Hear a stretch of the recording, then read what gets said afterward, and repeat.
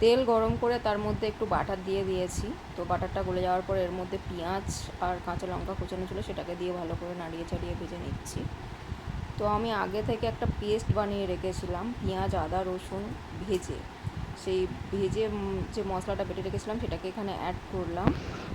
এটা তেল ছাড়া ছাড়া হয়ে আসলে এর মধ্যে লঙ্কা গুঁড়ো অ্যাড করলাম পরিমাণ মতো, যতটা পরিমাণে লঙ্কা চাইছেন সেই মতনই দেবেন। এরপর আমি ধনিয়া গুঁড়ো অ্যাড করেছি 1 চামচ পরিমাণ, যেহেতু আমার মাংসের পরিমাণ 1 কেজি, তো সেই ক্ষেত্রে আমি 1 চামচ ধনিয়া গুঁড়ো দিয়েছি। আর পরিমাণ মতো হলুদ গুঁড়ো অ্যাড করেছি এখানে। এবার এর মধ্যে আমি পরিমাণ মতো লবণ দেবো। এবার মশলাটাকে ততক্ষণ পর্যন্ত নাড়াচাড়া করবো যতক্ষণ না পর্যন্ত মশলাটা থেকে একটা তেল ছাড়া ছাড়া ভাব আসে। এবার এর মধ্যে আমি ভালো করে নাড়াচাড়া করিয়ে নিয়ে এর মধ্যে আমি আগে থেকে একটু টক দই ফেটিয়ে রেখেছি, সেটাকে এখানে অ্যাড করব। ফ্যাটানো টক দইটা অ্যাড করার পরে ভালো করে নাড়াচাড়া নাড়তে হবে যাতে টক দইটা না ফেটে যায়। আর এই সময় সবাই গ্যাসের ফ্লেমটা একটু হাই রাখার চেষ্টা করবে, না হলে এই টক দইটা এই মশলার মধ্যে ফেটে যাবে, সেটা খুব একটা টেস্টি হবে না রান্নার জন্য।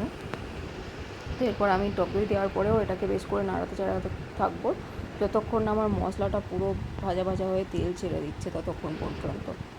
এবার আমি আগে থেকে 1 কেজি পরিমাণে কটকি মুরগি ধুয়ে ভালো করে জল ঝরিয়ে রেখেছিলাম, সেটাকে এখানে অ্যাড করে দিচ্ছি। এই কটকি মুরগিটার টেস্ট অসাধারণ। তো এইগুলো যে অ্যাড করার পরে আমি ভালো করে এটাকে মশলাগুলোর সাথে নেড়ে চেড়ে মিশিয়ে নেব। তো এর মধ্যে যদি কেউ আলু খেতে চান তো আলুটাও অ্যাড করতে পারেন। আমি প্রথমবার চাপা দেওয়ার পরে তারপরে এর মধ্যে আলুটাকে অ্যাড করেছি, যেহেতু আমরা বাঙালিরা একটু আলু খেতে পছন্দই করি, সেই জন্যে একটু আলু অ্যাড তো করতেই হবে।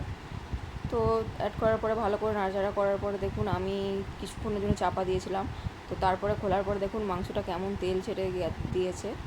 তো আমার মাংসটা প্রায় সিদ্ধ হয়েই এসেছে, আপনাদেরকে দেখালে আপনারা বুঝতে পারবেন যে আমার মাংসটা কতটা পরিমাণে সিদ্ধ হয়েছে। দেখুন কেমন সিদ্ধ হয়েছে মাংসটা।